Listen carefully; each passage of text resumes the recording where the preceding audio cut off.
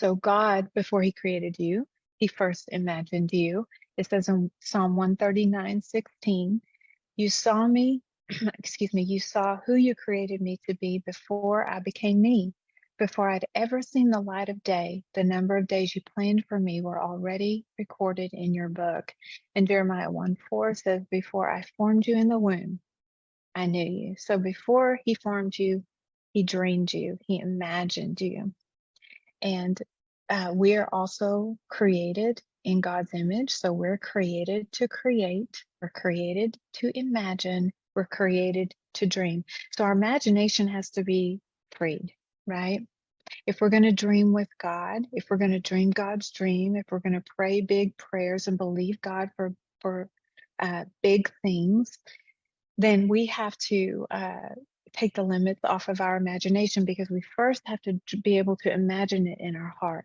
We have to be able to conceive it in our spirit, in our soul, before we can pray it, before we can do it, before we can speak it. This is what it says in Ephesians 3:20. This is a very familiar scripture. Never doubt God's mighty power to work in you and accomplish all this.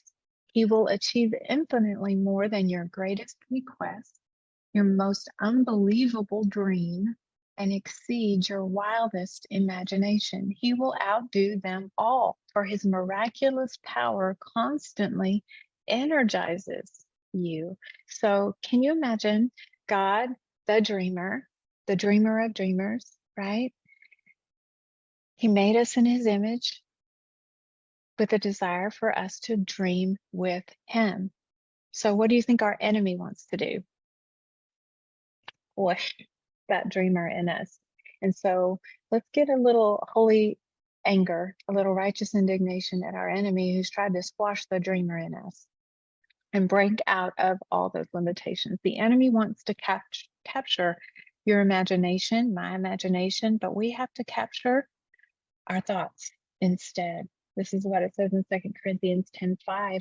We can demolish every deceptive fantasy that opposes God, every vain imagination that opposes God, and break every arrogant attitude that is raised up in defiance against the true knowledge of God.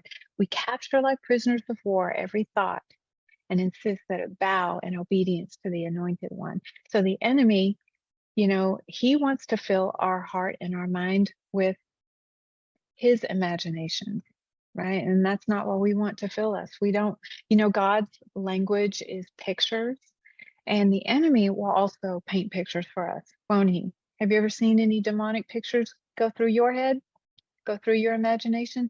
The worst case scenario, what if this happens? What if that happens? All of those types of thoughts and feelings and pictures that come from the enemy to keep us from stepping out and trusting God and believing God.